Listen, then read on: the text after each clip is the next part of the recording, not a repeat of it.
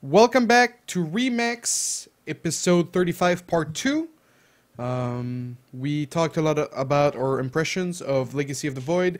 Let's actually talk about the Legacy of the Void suggestions by Jona. Jona wrote a big sort of blog on Reddit, and we're going to discuss just a little bit some of his ideas and also link the thread in the chat. So basically, Jona wrote a lot, but I guess the biggest suggestions he's had were the Ultralisk.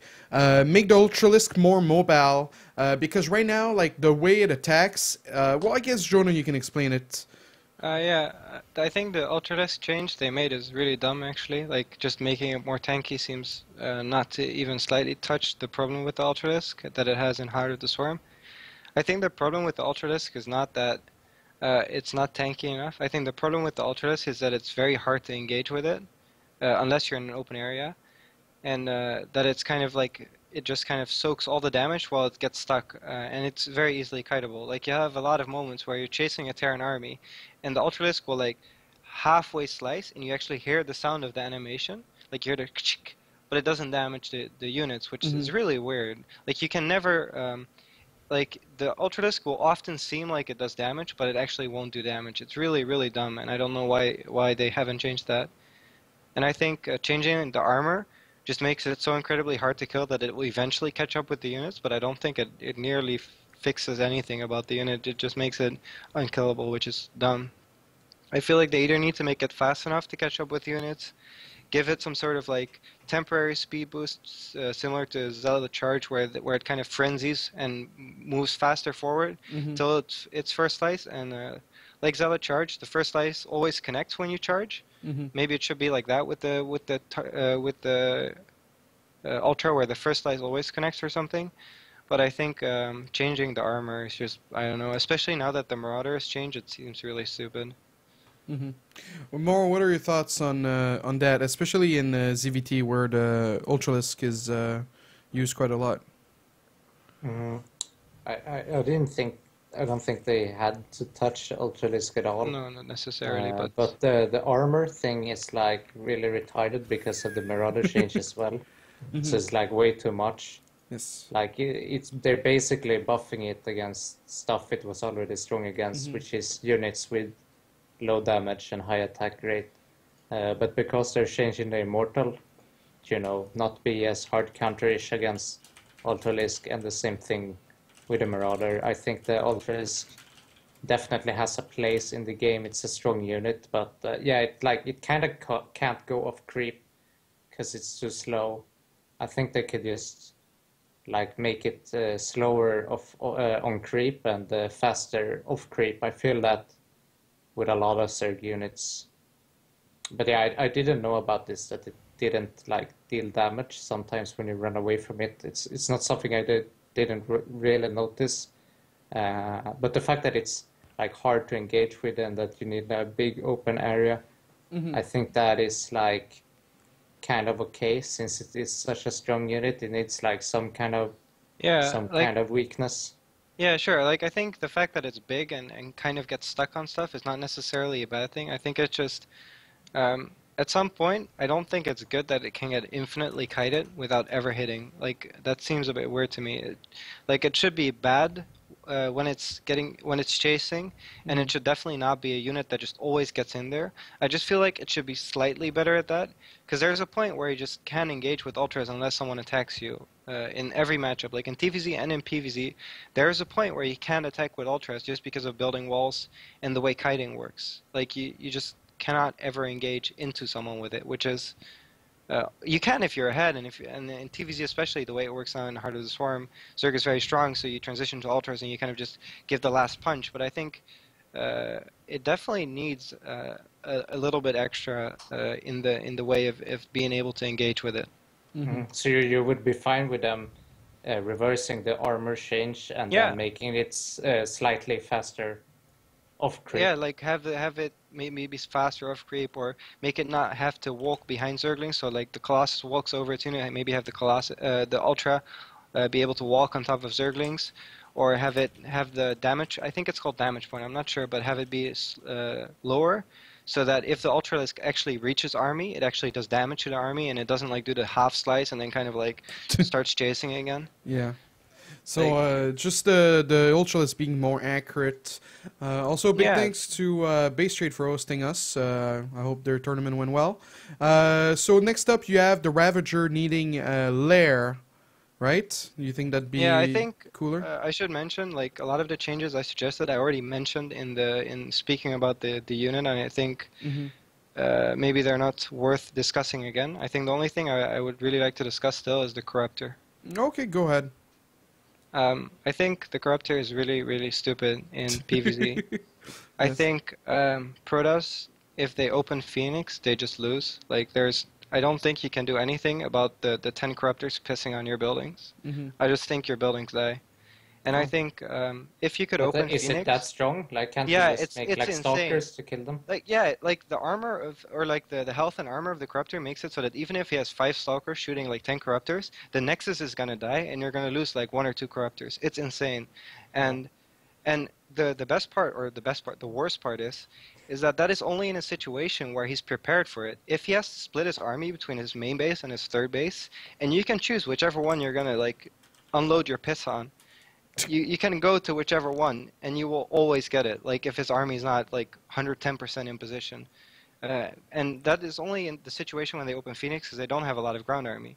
But I think being able to open Phoenix for Protoss is very important in PvZ because it would solve a lot of the Ravager problems. Because if you open Phoenix, you can stop a lot of the Roach and Ravager rushes, and a small amount of Hydra doesn't counter a large amount of Phoenix. But you can't open Phoenix because Corruptors will just piss on your buildings.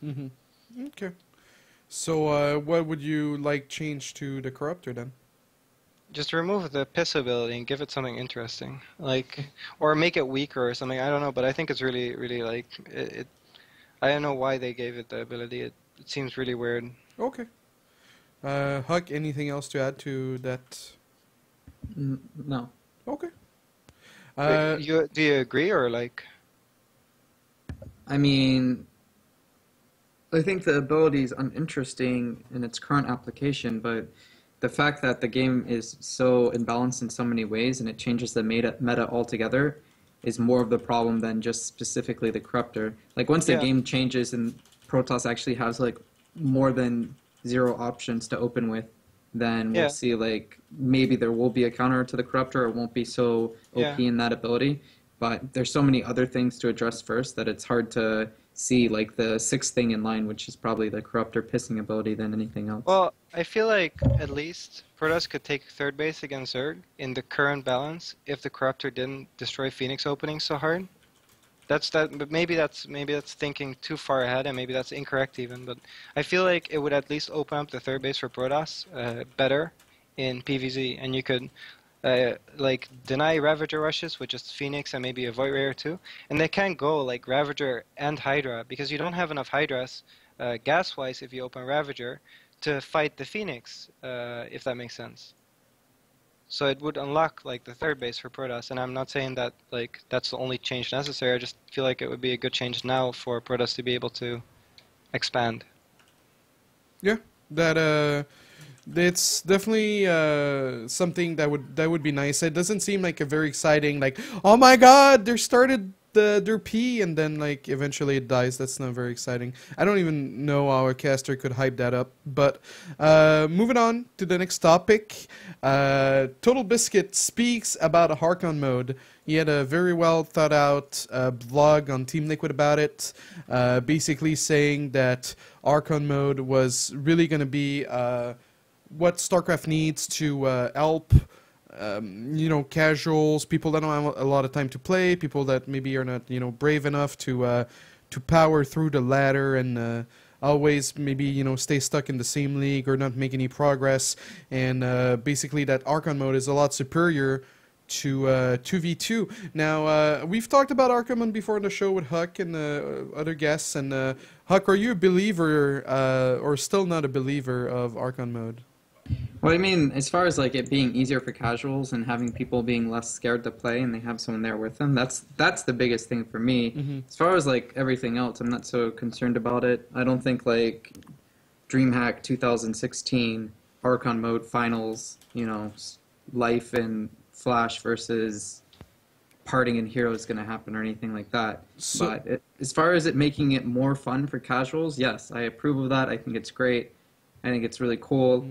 But I don't think it's going to like flip StarCraft 2 all of a sudden, you know, make it the best game ever or anything. Well, I think- it'll keep the player base active, which is a huge problem. I said everything I had to say about Archon Mode, Okay. I guess. So I guess to ask the question about, from Heartbeats on Reddit, do you guys think that a professional scene could crop up around Archon Mode? It'd be like the Special Olympics, right? No? Chris? What was the question? I just think there'll be like specialized tournaments and everything like that. Maybe even more than there are 2v2 tournaments. I could definitely see that. But as far as it being like a pro circuit for Archon Mode, that's never going to happen. Okay. First, we I got to agree with get that. like a normal pro circuit for 1v1, and then we can talk about Archon Mode. Alright, Morrow, you've played Archon Mode, how do you feel about it? I think it's super fun, and like if I was a casual, I would just play Arkham Mode all day long. I always find someone to play with, because I think it's more fun to play with someone than just to play alone. And you know, the game is super hard, even harder now in Legacy. So it's kind of nice having like someone, you know, next to you. You can like learn side by side. You know, instead of just raging on the ladder, like you're fucking there alone and you don't know what else to do. Then just fucking rage. You have someone to actually talk to, and you can, you know, improve together and all that. So I think Arkham Mode is, you know, I think it is a game changer, but not for one-on-one like high level tournaments. It's not gonna take over there, but I think the casual player base is arguably more important than what esports is. So I'm very like excited for Arkham Mode. What about you, Jona? I think it's fantastic. Like, I don't really enjoy playing 2v2 with people that are new to the game. Like, I don't disenjoy it or necessarily or like hate it, but it's not like I'm having a lot of fun. But I could definitely see like me with a friend from I know from another game or from real life playing Arkham Mode and enjoying StarCraft with that person, while playing 2v2 with that person is so difficult because you have to explain everything. They have to learn the entirety of the game at once because they instantly have to play. Well, if you play Archon Mode, you can pick up so many of the things that are like difficult to learn for them, and just let them focus on the stuff they want to do or want to use or want to learn, and that way you kind of gradually slide them into enjoying StarCraft, and you can dick around a lot, you know, like move their units that they were controlling into the enemy, and laugh at them while they get angry that you fucked it up, or start like fucking up the desRow. mining and stuff. What? We've had our fun playing Arkham. Remember what happened when we played Archon Mode, and I said don't touch the units, and then you touched the units and they died, and then I had to yell at you? Well, but I was, you know, I mean, we had our But that's moments. good, right? Yes. Yeah, it's That's the fun exactly like that where I was playing with Yeah. Sorter. Like I was the macro guy and we're getting fucking all in. But like right before the all in, sort of is like, oh, we should build a spire, and I'm like, all right, well I'll put down a spire then. And then it's like the fucking all in comes. We have no money to build anything, and then I look in my natural, there's a fucking spire, and that's the reason why I didn't have any gas. Like, fuck you, man. That was my job. That happens like all the Yeah. time in Arkham Mode. Like That's you funny really have shit, to. man. You really have to lay it off when controlling. Yeah. Like you need to put some like fucking who does what. Yeah, there's before- rules and beforehand. regulations. Like Yeah, you yeah, can't exactly. you can't cross, because then you're like, if I see him even fucking highlight a unit and I Yeah, have yeah. control, because you can see that you're like, don't fucking touch it. Yeah, Like yeah. let it go. I see you. Yeah, I had to That let is it go. fucking anarchy for the rest of the game. Just do whatever you want. At some point, people get so upset at each other that they just start controlling everything, and that's when you laugh. I think it's great. I think it's fantastic. Yeah. All right. Next up, we have WCS Season 1 results. Now, we're going to talk about everything. So, like, tournament organization, viewership, a little bit of the games as well, so people don't give us crap on Reddit. But let's get started with... what's in the Google Doc? Let's get started with the games themselves. Round of 16 brackets, 16 players were in France. It was a little bit different. Well, actually, I think IEM does that quite a lot, right? Like they play a set of matches and then they don't finish the groups and then they play the rest the second day. Correct me if I'm wrong, Chris. They've done that before.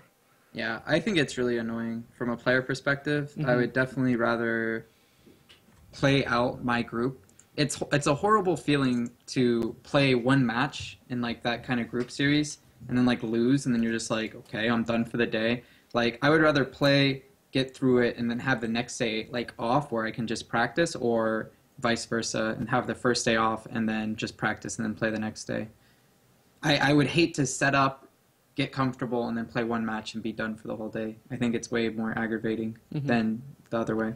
Yeah, I spoke with Snoot on this, and a lot of players agreed with you, but Snoot himself thought that he liked the way that you had more time to prepare mentally and so on about the matches. You can also talk to your teammates, you know, you get back to a hotel room, tomorrow I have this and that. But basically, round of 16 happened. Few surprising results, I guess. Cyril bummed out, not the prodigy just yet in Group A. We had... What else? Pig didn't do so well. Firecake, I was really rooting for him. I swear to God. Like, I was, like, reading, like, refreshing Wikipedia. I'm like, come on, you can do it. I believe in you. But it didn't happen. And Kane coming out first of his group versus Bunny. That's a pretty surprising result. We're not going to talk about the games themselves, more about the finals. But, yeah, Mo, what are your thoughts on Kane really coming out and showing these cheesy Protosses and Bunny what's up? I didn't like watch any single game of no, but just in like WSS. but in general, like your thoughts on like him advancing. I mean, good for him. It's what's surprising me is that he beat Bunny 2-0, and then later in that tournament, Bunny beat Snoot 3-1. I think that's pretty interesting. Can explain that if you like, but we can get to it later as well if you like. Oh, do you mean Snoot Bunny or Kane? Yeah, Snoot Bunny and Kane Bunny. I watched the series. I didn't like fully watch it, but I kind of watched it, and I think it's not comparable in TVZ skill to compare those two matches. Why? I think because Snoot died early game, every game against Bunny. Every game, Snoot died to the Hellions or to harass. Not one of the games that he lost was because of a macro game, and the two games Kane won against Bunny, the first game was a really long macro game with 2 base Muta, where he got in a good position, and at some point he forced Bunny to move out by killing the natural with Mutas. And he played a really good game, but it was like one macro game. And I think Kane played a really good game there, but I don't think he necessarily played better than Snoot would have late game.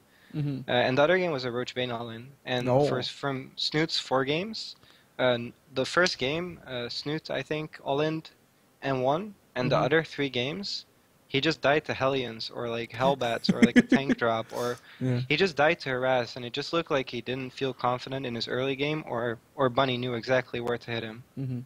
And you were talking about to us about that early in the show. You also said you copy-pasted the Eligulac link. Basically, Bunny historically has almost always beaten Snoot. I think Snoot only won 1 match in their last 10 matches or something like that. Why do you think that is, Jona? I think it's because Bunny plays a very solid macro style often, and he does do harass build, but he always goes into like a longer game. I feel he's very rarely do you see Bunny going for like the very YOLO type pushes. And Snoot often plays in a way that's kind of anti-YOLO pushes. Like he used to play safety roaches for a very long time, which I think is not a very great style in TVZ. And it just made him lose series maybe that he should have won just playing too safe. But I'm not sure. Like I haven't watched every series of them, of course. And at this point, I almost feel like it's a mind block, you know, where he feels like he has trouble with Bunny regardless of if he's actually better or worse. Like if you've lost that many series against someone, it definitely gets in your head. Okay, that sounds pretty cool. Or reasonable what you're saying. So moving on to basically the playoffs. TLO got smashed by Hydra. Hydra smashed Showtime. Showtime really beat convincingly Kane, which is really sad. I mean, as a Canadian, I'm sure Chris. Oh, Chris, nice shirt, by the way. Now that you're stretching it, I didn't see it before then. Sorry for the shameless plug. But were you rooting for Kane? Were you sad that he lost to Showtime? You talking to me? me? Yes, Chris. Yes, sorry. Oh, okay. I don't know. They're both really nice guys, so I don't hold that nationalistic stuff too much. Plus, if a European beats a North American, there's a higher chance that we'll have one more premier slot. So I don't know. They're just both really nice guys, Yeah. as far as like the way I've interacted with them. So I didn't really cheer for either side. I just hope for good games. Just a side thought, as you talk about the slots, do you know if Jaedong's playing NA or? Jaedong's playing in A. Yes. Oh, damn. I was like thinking, am I able to say this or not? Yeah. But I think it's okay. So, Because yeah, I guess he didn't play the qualifiers for season 2 in Korea, so it would make sense if we digged a little deeper.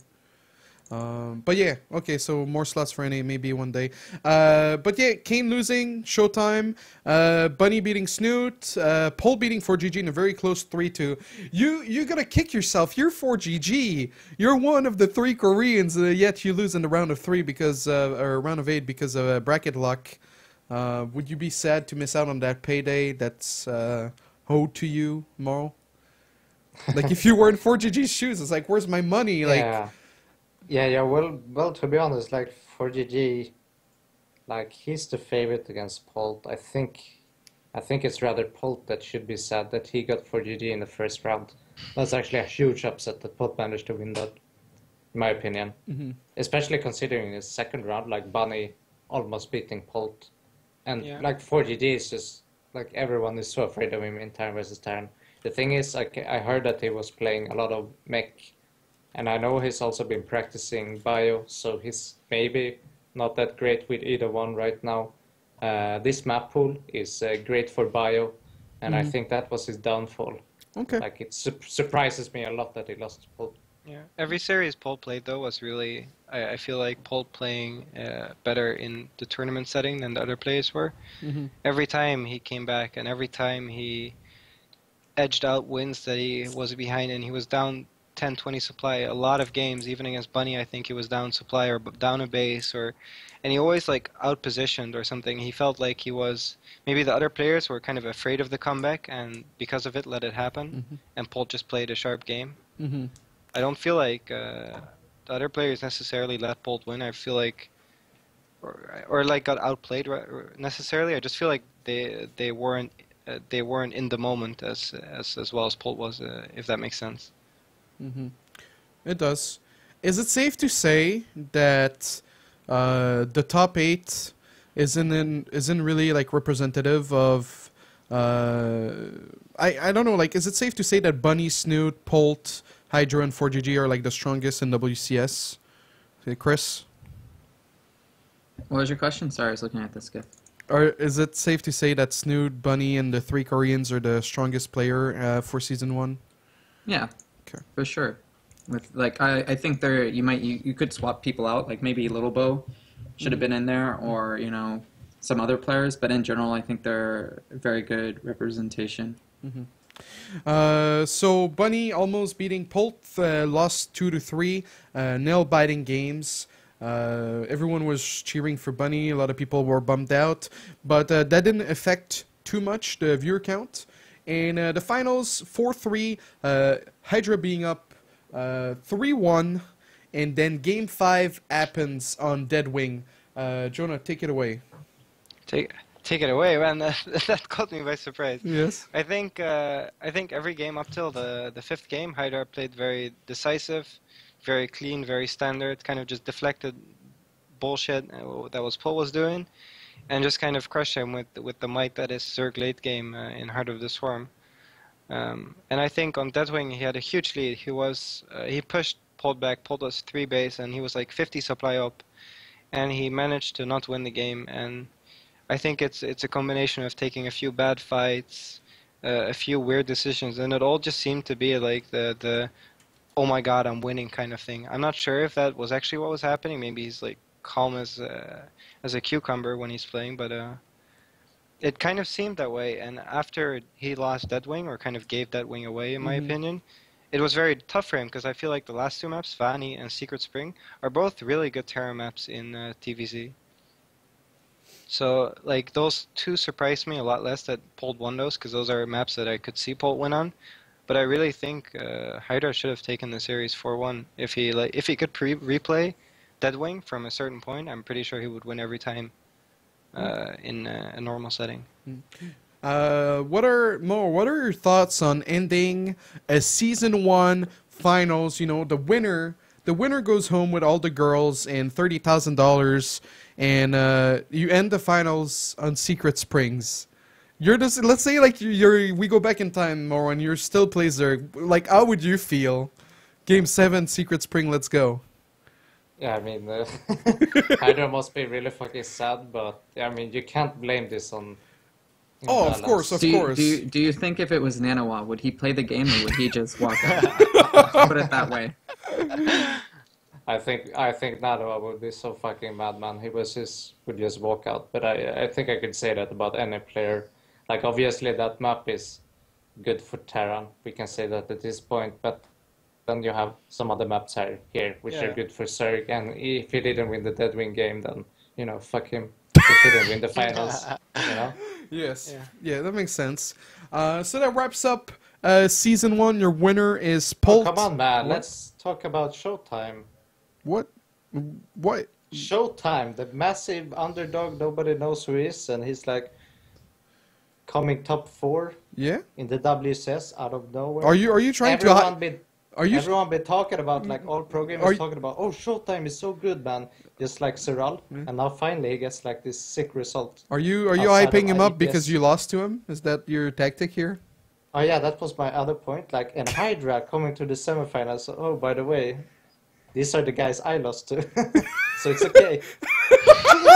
This guy. I'm just saying, I was one map away from coming first out of that group. Alright, I'm done. All right. Well, Morrow, forever bitter. No, but it's really nice for Showtime. He's a young player. He's definitely a new Protoss to be recognized as one of the best in the foreign scene. Maybe not like for a long time, but you can like put your money on him for a little while.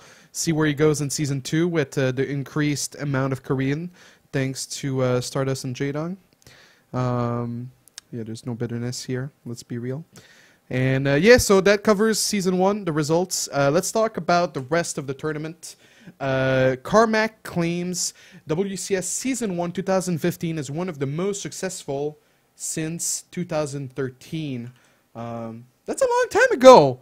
That's basically Heart of the Storm just came out. Stefano is still an alcoholic playing StarCraft. Nanny was still around.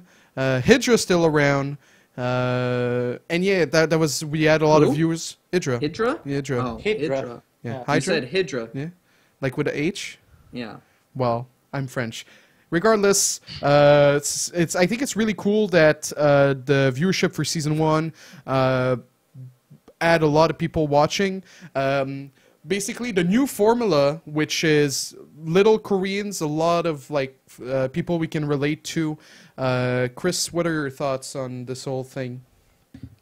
Yeah, who would have thought that seeing a bunch of foreigners play and then having to play against a few Koreans at the highest level would bring in viewers? Like, I mean, this is just like the obvious fact that the way it should have been a long time ago, or even just a full region lock. I mean, no shit, basically. Yeah. If it would have happened a long time ago, it would have been even better, but it's expected, right? Mm-hmm. Yeah, I think if it was like this from 2013 in the start, we would have had a lot of viewers in 2013 for WCS. Like, I think even though the first season was good, where Stefano made the finals, every season after that for WCS has been super underwhelming. Really, like I always felt underhyped for WCS America and Europe. Yeah, the round of while 8. watching it. Yeah, like I never really got excited. And I actually got excited for this WCS a bit. Like, I didn't watch it all and I didn't follow everything, but it touched me more in places I wanted to be touched in than the previous WCS did. Yeah. So, Yes, it's like you have those final foreigners, and every time it's like, oh, are they gonna do it this time? yeah, like against we have these hope. Koreans? We have And then hope.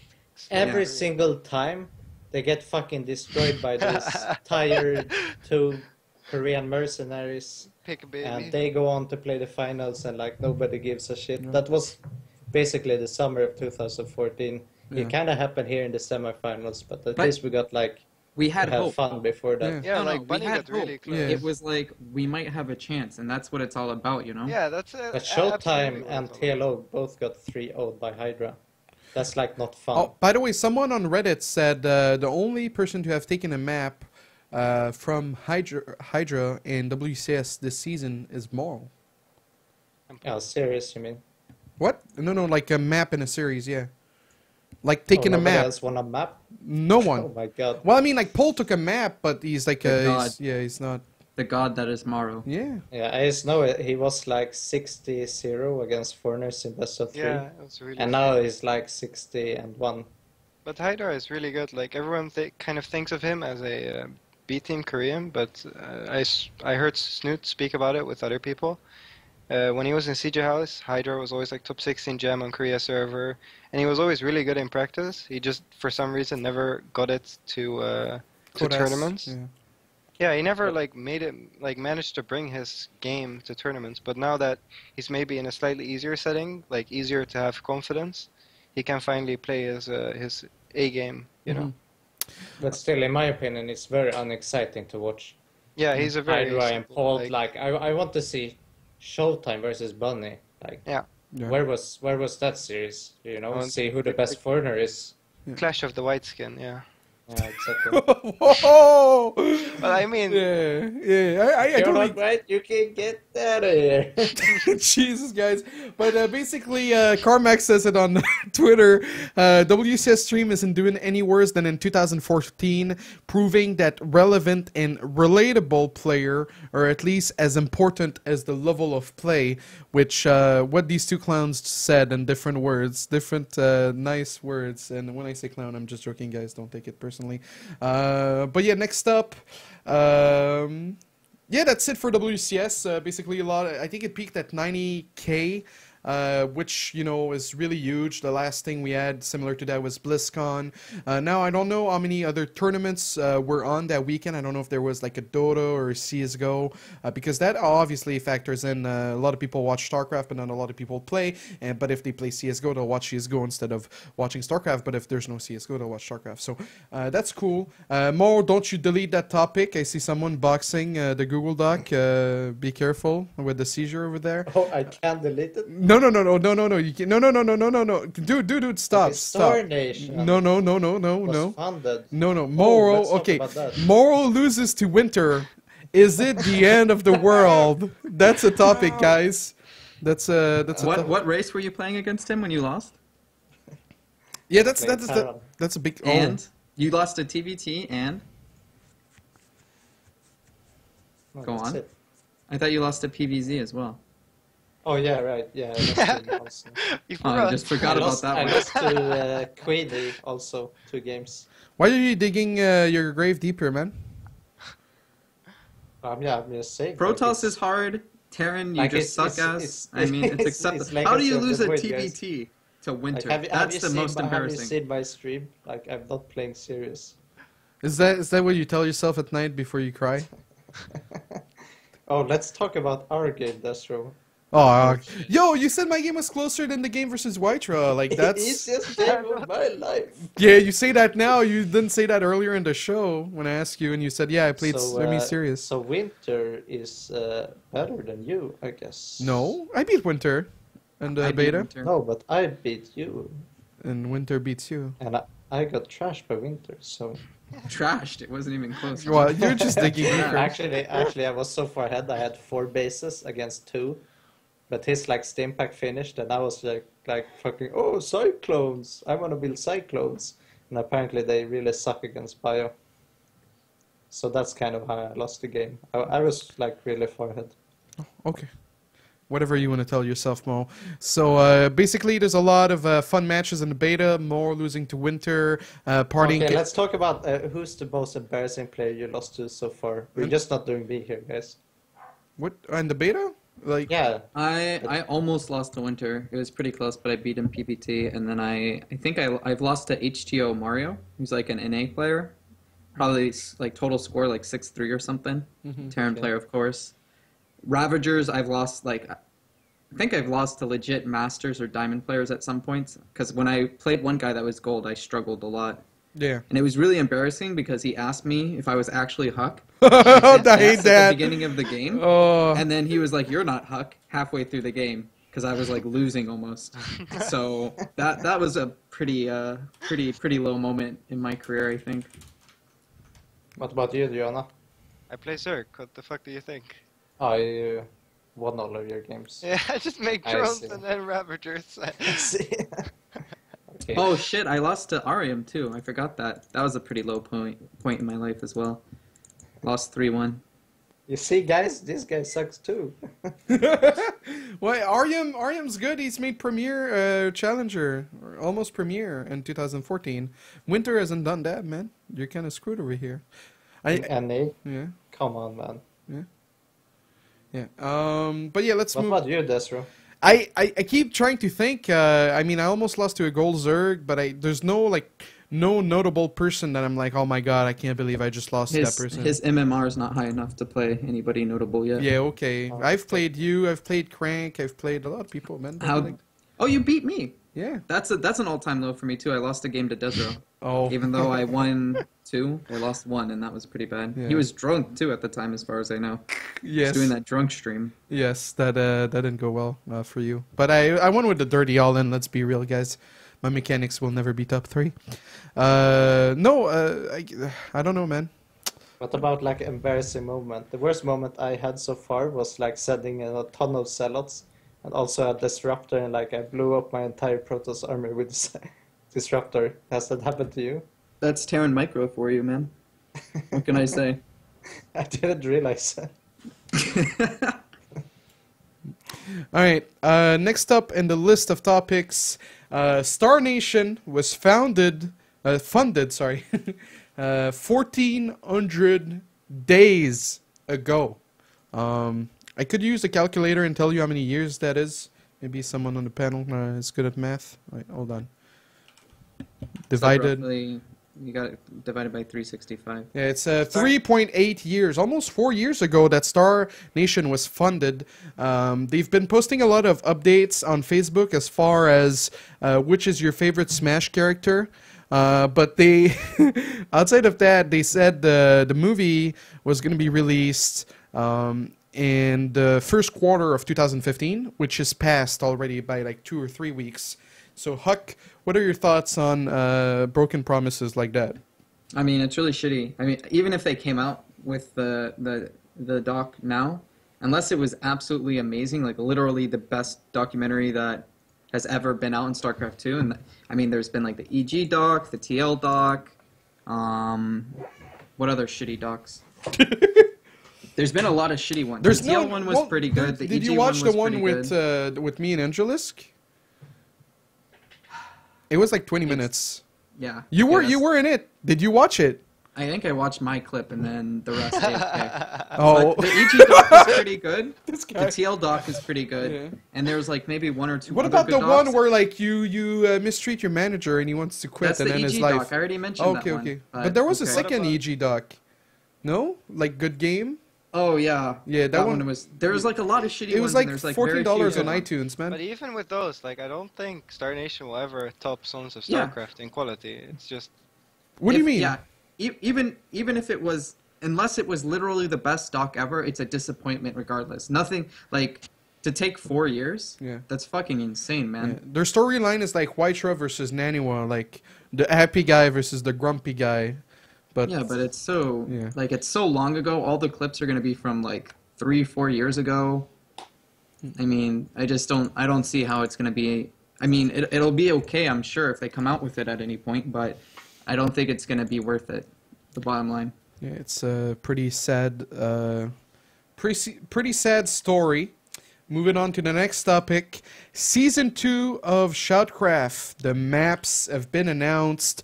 The teams also have been announced in waves. EG is going to make a comeback. Basically, I kind of skimmed through the maps, and there's a map with a bridge. So basically, the bridge opens and closes. A little bit like a real-life bridge, you know, like with a ferry thing.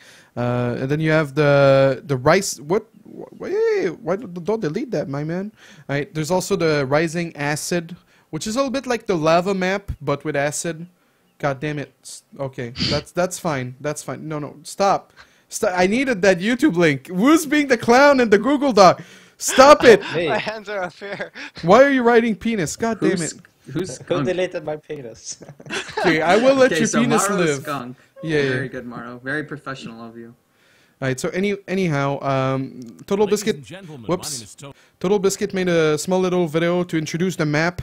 I think one of the coolest thing about ShoutCraft is really giving the opportunity to map makers to really go wild, because that's something you're never going to see on the ladder, but TotalBiscuit doesn't give a single fuck, and gives those guys the exposure they need.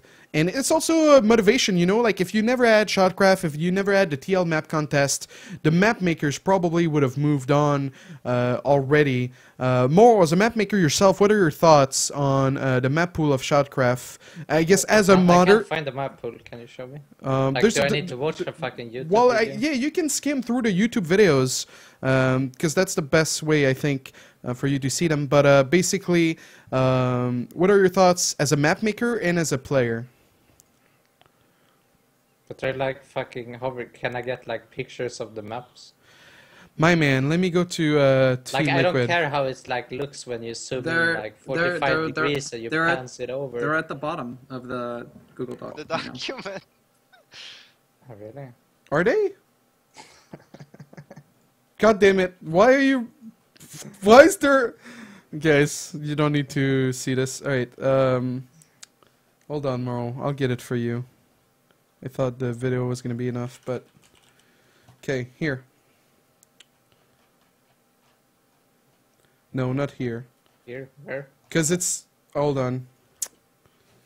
Cause he didn't update the OP, like the thing. Okay. No. All right. Well, what are your thoughts on, as a player, you know, maps that are like completely different like that? Like, have you played the bridge map in the season 1? No, what do you mean like different? Oh, they have like lava stuff and Yeah, but so basically there's a timer where there was lava rising in the middle of the map, so you basically had to get the fuck out, otherwise your shit would burn and die very quickly. so these maps are like different like that. Yeah, they have like I've- little quirks, or they just have like very unorthodox design, like half is gold based, the other half is standard minerals, they have a few islands, and here's the link. It's very long because there's multiple screenshots per map, but I put it in the doc for you. Here it is. I think it's like super exciting. Obviously, the players are probably not gonna Practice too much on it. They like the good players. They probably don't like this because they win on standard maps. But what's interesting, since this is a team league, you can like throw out very special strategies or like certain races on different maps. Very special boys. You know, with very special abuse, strategies. abuse the map to the maximum. So it like as soon as you have a team league, map balance is not really that relevant anymore, as we've seen in Pro League, in even in Brood War. Yeah, That because if a it's map actually is it adds a lot of strategy to picking the right players and so on the right maps. So I think that's really exciting, and it gives like another reason to actually watch the games. Mm-hmm. Yeah, So I it's think just not just more games, just like we have everywhere. You can actually, oh, that's like the league with those special maps. Oh, I wanna see that. Mm-hmm. yeah, I feel like even if a map is incredibly imbalanced, both teams are able to abuse that, if that makes sense. So there's never a situation where a player just gets fucking smashed because the map is bad. Then they just made a poor player pick, if that's the case, which actually allows for a lot more freedom in map making, and you can make a lot more weird and stuff that you don't know if it will be good, but it's good that it gets tested and tried out, because this is one of the ways we might figure out new stuff for actual maps or like actual tournament maps that we won't figure out now because there's too much stuff we have to take into consideration. Mm-hmm. So it's kind of a natural way of creating better maps, I think. Yeah, I totally agree with that. One of the things I think Blizzard should be trying for this year is whenever the off-season starts, I would really like for them to... well, I think because Legacy is going to come out, we're not really going to have an off-season, but I think these maps on ladder during the off-season, after Season 3 is over, I think last year would have been a lot better than doing a nostalgia map pool. Because stuff like this could be viable and it could really make StarCraft interesting. HuK, what are your thoughts? Do you agree, disagree? I don't know. As long as they're new and fun. I mean, like, Brood War had, like, very unorthodox stuff, right? From time to time, from season to season? From time to time, but that's such a different thing just because it was, like, everybody had really high salaries. They only cared about their pro league games and their individual leagues. It was a lot more formatted. This is like, let's grab a bunch of foreigners that barely play the game as is and throw them on maps they're not going to practice and see how good they do. So it's like, not even the same comparison. But if Blizzard was to add it on the off season, would you be open with that? Would you be like interested? I think it'd be kind of a little bit of a waste, to be honest. Okay. Because I just don't see anybody practicing these maps just for this league, or they're gonna play like a few games and then move on with their life. Yeah. Yeah, I mean, but it's like you want as many viewers as possible. You don't give a fuck about the players. Yeah, I know. Speaking as a tournament organizer. Yeah, of course. Okay. So also a little side note, TotalBiscuit today is announced that he's cancer-free for now. I'm not an expert on cancer, but says the final CT scan is all clear, so he's in remission. Which, you know, for all that TotalBiscuit does, despite, you know, not always being the nicest to any players, it's okay. We love him for everything he does, and it's really nice that he's in remission. So, big props to him for fighting off such a big battle. No comments. Okay. And yeah, the last topic. Of course, we're happy. There's yes. Nothing to talk about. Okay, yeah, I agree. Man. I don't think anyone disagrees with you. I want to die of cancer. I hate them. Well, even if you hate don't pull a fire TotalBiscuit, cake, man. If you watch StarCraft, you probably want him to be good anyway. You know what I mean? Like there's no like your own your own priority is always topped out of the feelings you might have for TB. Yeah, for sure. So I think everyone's happy. Yeah. Yeah, for sure. Last but not least, the Lycan League, the first Legacy of the Void tournament. Bly and Nurture. What? Bly on fire. Yeah, well, Bly wasn't on fire during the finals. He ended up losing to Nurture 3-0. So, and also the Lycan League, which was yesterday. I didn't look up the results, but it's been a very big Zerg domination. But Lycan League yesterday was won by Bly versus QXC 3-1. Also, Lycan League had 12,000 viewers yesterday. That was pretty cool. Yeah, yesterday that was pretty cool.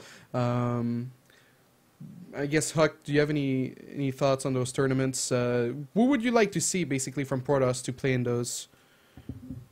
Anybody, man. I want to see, like, fucking Parting and Hero try their best and then lose to, like, some GM-level HTO Mario shit. That would just make my fucking day. Yeah. Because it feels like I hate when I'm streaming and I'm trying my hardest and I feel like I play like a pretty good game and then they're like, Parting would have won that game. No, he fucking wouldn't have, because it's really actually insane right now how hard it is to play PvZ and PvT, and they're like, no, Parting, he would have had Storm by then. I'm just like, dude, you have no idea. You don't know the pain that I feel right now. So did you try to use the Oracle spell that looks the units? Yeah, exactly. Yeah, exactly.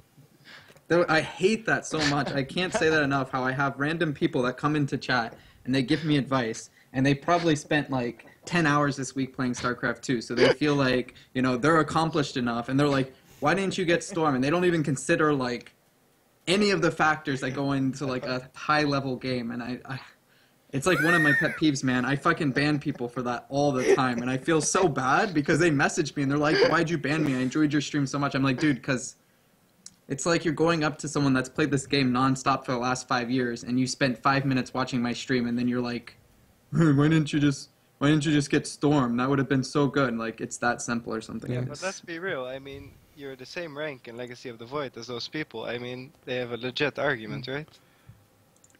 What? The unranked Yeah, you just system. done unranked Oh, scrub, yeah. man. Yeah, that makes Fucking sense. casual. There's But, still MMR. Yeah, Get for off people. your high horse, HuK. But yeah, for people. This is coming from the guy that lost to Winter 2-0. Oh! Yeah, but at least I didn't ban everyone in my chat. Like they made. Yeah, fun but of your it, chat, but- man, your chat and my chat are like total opposites of the spectrum. All right.